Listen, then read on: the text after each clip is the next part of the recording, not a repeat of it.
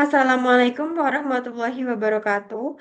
My name is Meisya Eka Anugraini with student number 2302040058. In this video, I would like to explain my final lesson plan draft. I will teach subject geography for grade 12 phase F. Time allocation is for 2 meetings, and the study material is about regional development, spatial planning, and well-being. The first one, for identification, the students, before taking this lesson, already have the basic knowledge of geographical concepts such as location, distance, and interaction from previous grade, and have basic skills in reading maps, interpreting simple data, and presenting information. And then for the lesson material is about regional development processes, issues, policies, and presenting recommendations for sustainable spatial planning oriented towards the impact on community well-being. The material structure, I will use PPP, presentation, practice, production. And then the duration of learning will be conducted in 180-minute sessions. And then this is the graduate profile dimensions. There are citizenship, critical thinking, creativity, collaboration, independence, and communication. And then this is for the learning designs. For learning outcomes, I got this from the CP Baru from the Ministry of Education, Kemendikti Kemendik, Kemendikdasmen. Then this is the conceptual understanding and procedural skills. So by the end of phase F, students are able to master basic geographical concepts, identify, analyze, and evaluate geosphere phenomena through spatial, regional, and environmental approaches, and apply geographical knowledge in everyday life and for sustainable development. And for the interdisciplinary studies, there are economy, sociology, science, and information and communication technology or ICT.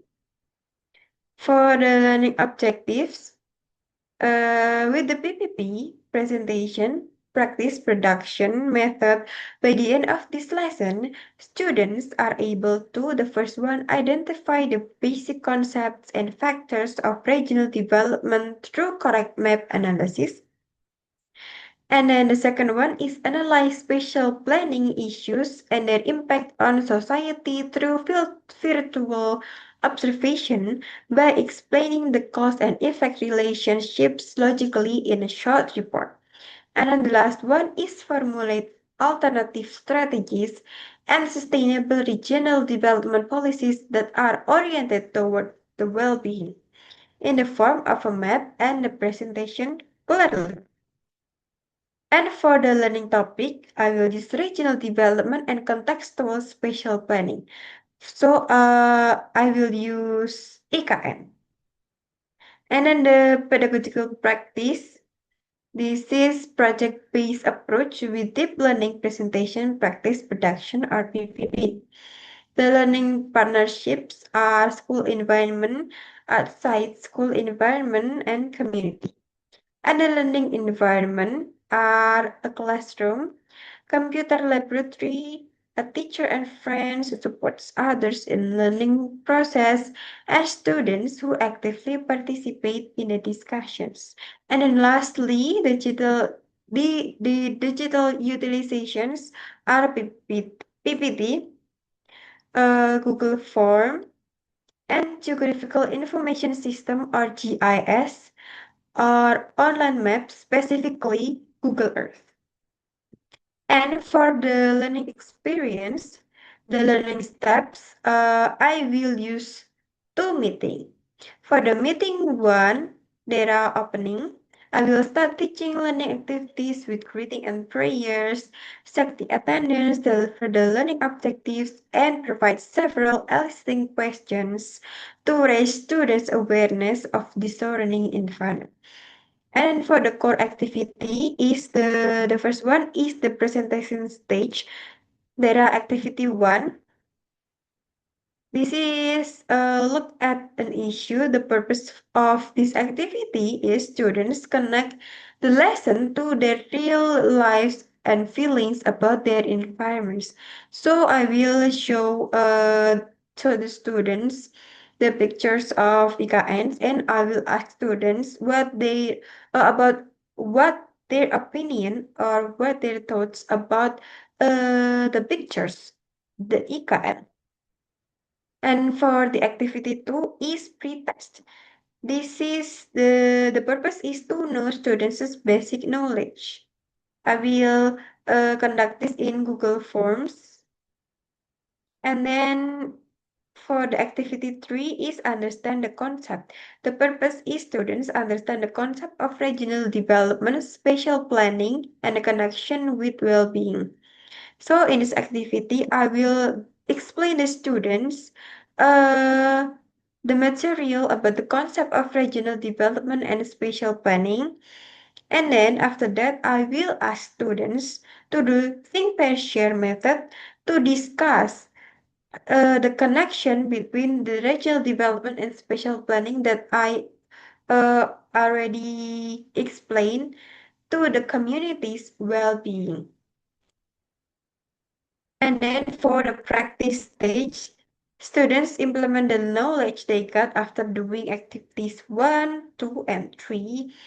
And activity 4, students will analyzing digital map. So they, in this activity, will use GIS, specifically Google Earth.